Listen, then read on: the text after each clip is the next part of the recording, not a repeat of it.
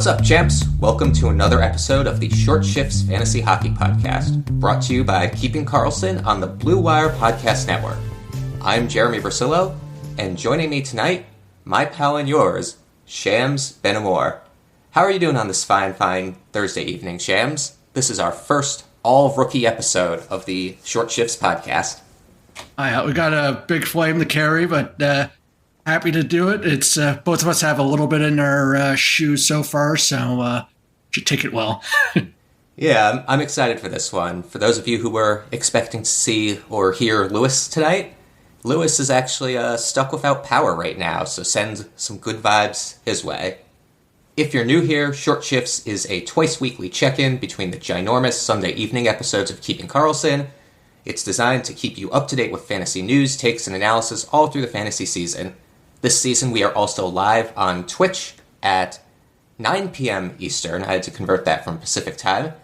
And so, on to the show. I think, first up, we just have a little celebration that Alex Ovechkin is back. His father passed, he went back to Russia, and now he's back and playing in today's game. Should be a nice boost for all of the Capitals. Anything you got to add there, Shams?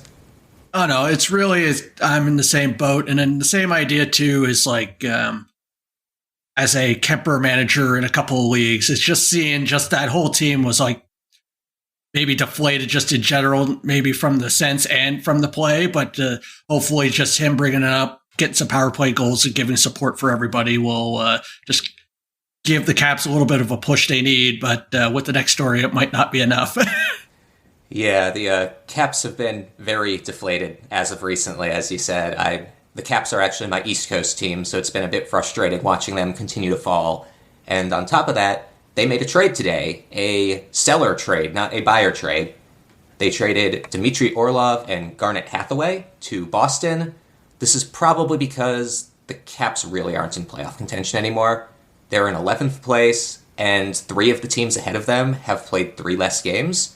So it's a long uphill climb for a team that's without John Carlson, and given that they just traded players, I'm not sure Carlson will be back at all this year, and I don't think there's much fantasy impact from this trade. Orlov isn't going to be getting 27 minutes a night in PP2 anymore, so in your deeper leagues, he's gone. Maybe the Caps will sneak into the Bedard Lotto and get Bedard centering Ovi. I can dream. Do you see anything here that's worth talking about? Yeah, I think it's the big thing for me is that they're not going to be in any rush to get Karlsson. Maybe it's a good sign for Eric Gustafsson. So even if the team is not going to be as good, because there was like some rumors of like, oh, maybe they'll bring in someone if Karlsson's not healthy to quarterback PP1. But I think if you're going to find a silver lining, I think it's him potentially owning that spot for effectively the rest of the season, most likely. Very true. That is a silver lining, and I know Washington was one of the rumored Shane Gostisbehere locations, so we can put that to bed, and maybe Arizona will trade Gostisbehere to another team. Next up, you had another set of outjuries after Ovi comes back. So which team are we looking at now? So the Blues are back in the news, and this time it's more of just in-house stuff, not any trades, at least at the moment. So right now, they are playing, and they have both Buchnevich and Saad back. However, Krug is still sidelined. So while these are, I'm a fan of Buchnevich. Saad's not that much of a plus. But the nice thing is that they actually have some semblance of a top 6. Because right now, it's Saad with Thomas and Kyrou. And then Barbashev, Shen, and Buchnevich. So obviously O'Reilly and Tarasenko are not there, but like you could do worse from this. So like I think there was talks before of just saying like everyone is a downturn, but like when you have Thomas and Kyrou together, I could see them doing something. And then Shen's not the greatest, but he's not like an anchor. So I feel like Buchnevich would be in a position to possibly still get points on that line. So it's just kind of more of just a little bit better, not in the dumpster, but not over the moon with them being back. I agree with you. The Blues have already started to gut that team, so I'm not really expecting much from them rest of the season. They are winning 2-0 right now, although it's against Vancouver. And they have goals from Alexei Torpachenko, shorthanded, and Tyler Tucker, his first NHL goal, or his first goal this season. And I've never heard the name, so it may be his first NHL goal. At least Bushnevich did get the shorthanded assist on that. So, as a Bushnevich manager in 2 weeks, I'm finding anything I could get with him. Like, honestly, it's probably more of being happy with Thomas and Kyrie being together, and then just cross your fingers with Bushnevich, to be perfectly honest. That is an asset for fantasy managers. Speaking of a potential asset for fantasy managers, JT Compher on the Avs was on their PP1 in practice today, and they've had a bit of their bye week, so this is their first set of lines we've seen in 5 or 6 days. Do we care that Compher ended up on Power Play 1? Is it irrelevant with Landeskog working his way back? I've actually been really impressed with Compher this season. He's playing over 20 minutes a night. He looks passable defensively, which is kind of what people wanted Alex Newhook to be at the beginning of the season. I guess that's my question for you. Should people be adding Compher, holding him? I assume he got dropped in a lot of leagues with a bye week this week. So funny enough is that he somehow, he's on my couple team, and I actually held on to him because luckily I'm not in a position where I'm in a dire straits where I need a win. I have some to give, but the way I look at it is that he has been doing well, and also in the last few games, or at least for a while, he's been sneakily getting you blocks as well. So depending on how your league's set up, it's giving us some nice value. And honestly, I was happy with how he was doing without Power Play one time. And to be perfectly honest, until I see Landeskog actually doing things, I see these tweets and I'm not even retweeting them to the news stories of just Landeskog on the ice. Hey, he's actually touching a puck now. It's we're really just kind of starting those baby steps. So to be perfectly honest, he could be back and your fantasy playoffs could be done, if that's even the case. So I would just personally, unless something drastically changes, pretend Landeskog doesn't exist and then apply Compher. And then, as you mentioned, Power Play 1 and then playing with Rantanen on 5v5, you do a lot worse. I think that's a really good point with regards to Landeskog. It's one of those ones where the Avs may be in safe enough playoff position that he's not coming back until playoffs. They're going to Kucherov him, $18 million over the cap, whatever you call that. I like that advice. I'm more in on Compher. I actually added him in a league yesterday because I've already locked up the 1 seed in that league and I'm sitting on my hands for 3 weeks. But I'm more happy with that move now that I've heard your take on it. Next up, you had some good news out of Anaheim. So good news with a little bit of bad news, but Troy Terry is back and playing. To be perfectly honest, this kind of caught me off guard. I didn't see that he was practicing it. I just see the news. Hey, he's back and he's on a line. It's really, stacked as much as you can get with Anaheim with Zegras on the wing and Strome centering them. So that is something nice to see for all of those three to be paired with someone strong on 5v5. However, Adam Henrique is seen as week to week.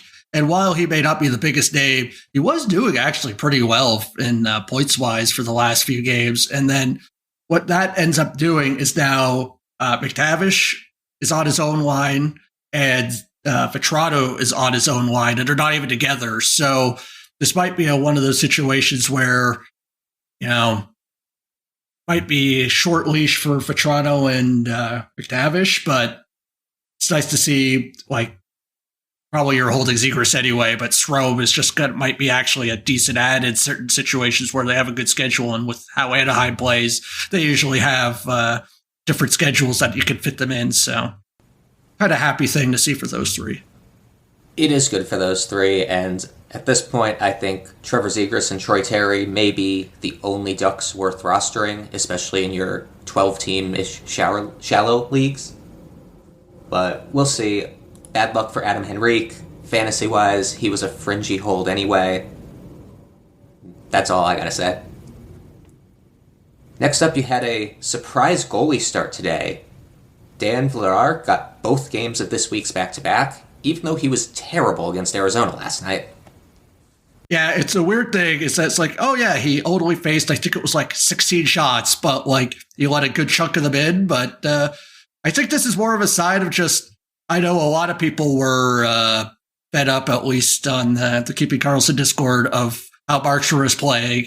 And if you were not one of the people to drop him, especially in leagues where volume matters, this might be the point where, like, it's not like Vladar had like a good game with light workload. As you mentioned, it wasn't that great. And now he's back again. I think this is just a sign of like, you're potentially a snoozer if you're still holding on to Markstrom. I know you spent the capital of either draft picks or whatever, but it might be just time to see who you have elsewhere. And there's a good chance you have, like, honestly, I would be interested, depending on your league type, like a Reimer type of just like someone on a bad team that's just going to get peppered and might get you some points that way. But like, going to have a good reason to find a way to keep Markstrom on your roster. It's funny you mentioned Reimer because in our shared Babupful league, I kept Markstrom as one of my 8 keepers, and I think next week is the week I drop him. Our playoffs start next week. You're kicking my butt this week, so I've already started loading up on players for next week. And as soon as those guys, my other guys, need to come off IR, I am probably dropping Markstrom and keeping Reimer. So if you're in that league, pay attention and grab a potential keeper off the wire. All right, with that, we're going to go to a quick commercial break, and we'll be back shortly. Welcome back, everybody. We have some hot and cold streaks for you now here on Short Shifts. The first hot streak is actually paired with an injury. Montreal's Chris Weidman is week to week now, and if you remember, Weidman was kind of eating into Mike Matheson's power play time, even though Matheson has been a sneaky do-all defenseman when he's healthy this year. But Shams wanted to talk a bit about how hot Mike Matheson has been since his latest return. So just a little FYI, because I almost got caught off guard by this, is that even though if you look at the last game, you had you looked at the power play time for the last game Montreal played, Justin Barrett actually played most of the time, but if you also look at the forwards, it was, for some reason, power play 2 got a decent amount of time. So with Weidman out, it is Matheson playing with the Suzuki power play, and it's showing well because in the last 7 games, Matheson had 2 goals and 5 assists. However, just to keep in mind, there was a 2-game period in between that where they just had a situation of just like no points. So I feel like this is going to be one of those things, and especially with Montreal, where like they could just end up in a game with like 6-0 for the other team, that it's not going to be one of those consistent point in, point out. But I feel like Matheson is going to give you points more often than like not. That even if you have that like 2 or 3 dry spell of no points, just keep on riding him, and especially without Weidman. I agree. I've had a soft spot for Matheson all year. I drafted him in almost every league I'm in, then dropped him when he got hurt, and picked him up way too early in almost every league I'm in. You mentioned that the Montreal can go cold scoring-wise, but Matheson also hits and blocks a lot. Last game he had 2 blocks. The game before that, 6 hits and 2 blocks. Has a couple 4-block games in his last 10. I mean, he's playing 100% of the shorthanded time in some of these games. This is like the beer league defenseman who's the best player on the team, and he's going to play every minute they can put him out there. So as long as he's healthy, keep rolling him in your lineup. Next up, we have a cold defenseman that, I don't know, would you swap out Vince Dunn for Mike Matheson? I will give my take on it that I'm still hanging on to Dunn in all formats. He only has 1 assist in his last 5 games, but he's averaging 22 minutes a night, averaging 2 hits plus blocks per game, so not terrible on the bangers.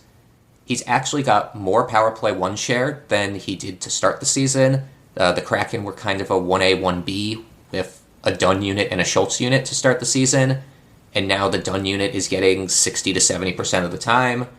And the Kraken also have one of the weakest schedules the rest of the season. I don't know about the next week or 2, but I know in our last 10 games, the Kraken play Arizona 3 times and I think Chicago twice. So, especially come playoff time, especially if your playoffs run later into the season, Vince Dunn may have a lot of scoring opportunities. At the very worst, he plays Sunday this week and Tuesday, Thursday, Friday, Sunday next week. So give him 5 more games, and if he goes 0 points in those 5 games, maybe talk to me again. But Shams, what do you have to say on this? I'm right on the board with you, and this might be just seller's remorse because I'm not sure if you're the one that picked him up in our shared keeper league, but there was a period, I think it was like 3 to 5 game cold streak because I had Dunn, and then he went cold for about 5 games. I'm like, okay, this is just one of those defensemen that is a bagger that sometimes gets points. He's been cold. Time to try to find the next one. And then he went off on this streak. So I feel like, as you mentioned, he's put in a position to get the points. So as long as that stays, I'm willing to keep. And now obviously you have to check your leagues and compare what kind of people you have. But if you're in leagues that, like, let's say the cacophony where the defensemen, especially the ones that get points, are not plentiful, I would be in a position to give him a longer leash than, say, other places. Yeah, I was the one who grabbed Dunn when you dropped him in the bubble, and the reason I grabbed him, though, was because at that point in the season, my only 2 defensemen were Victor Hedman and Chris Letang, and they were both on IR at that point. So at one point, I had 0 healthy defensemen, and I needed someone desperately.